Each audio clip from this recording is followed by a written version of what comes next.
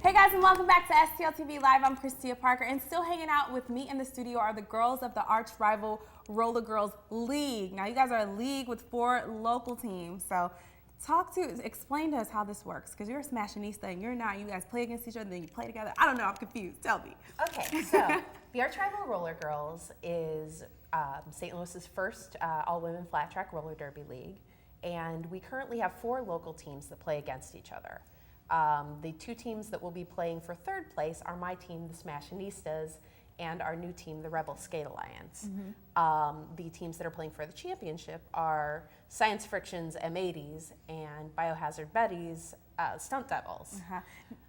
Go ahead. We travel the country presenting the best of the best as the arch rival All-Stars. Awesome. So we play against each other to build our skills up, and then we take what we've learned and take it on the road. And play as a team.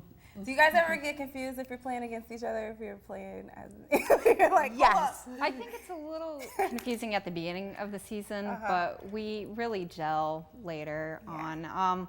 And especially if we don't have the 2 seasons overlapping too much. Right. I play against Eli during the local season, but I play with her during the travel season. Great, yeah. But when you get used to people's voices telling you what to do, sometimes it's hard to tune them out when they're not working with you. Do you ever do that to like trick them? You're like, hey, you're not. I know I'm not playing with you right now. I'm against you, but I'm.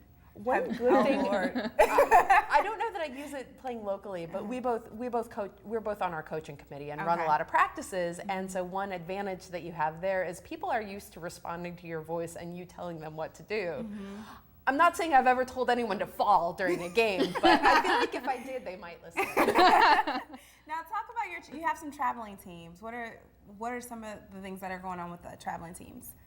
Well, we have a bout coming up on May 5th against Bleeding Heartland. Recently, the information is on the screen right here. Yeah. Recently, we also traveled to Memphis this past weekend, and we beat them by 209 points. No way.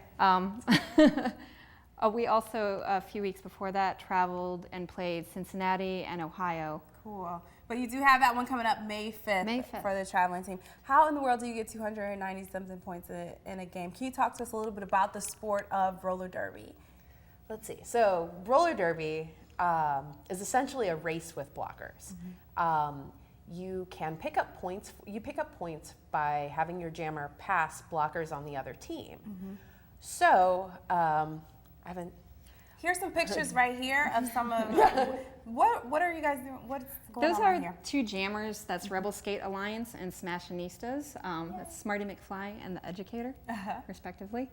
And the jammers start out behind the blockers. When the first whistle blows, the blockers go. And when they pass a certain point on the track, a second whistle blows and the jammers go.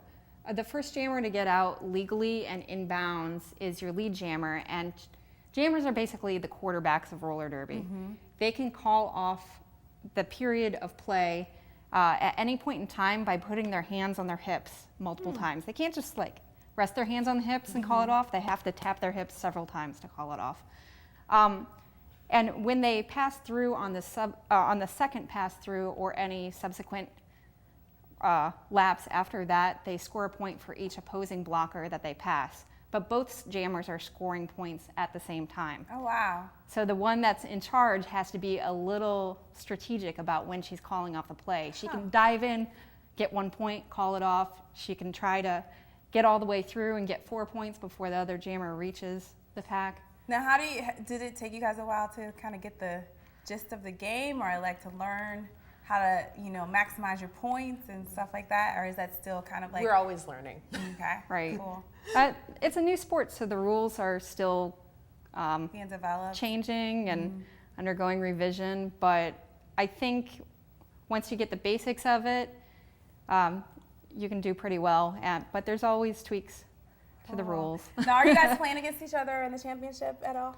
No. You're not playing against each other. My team is playing for 3rd place. You're playing for 3rd place. Which means that we get to which means that we get to party during the championship game. Which, you know, if you can't win a championship, you might as well win the after party. Well, guys, you don't want to miss this information that's on the screen right here, and you don't want to miss the championship games. It is the first time here in the St. Louis area. You guys, we need your support. They need your support.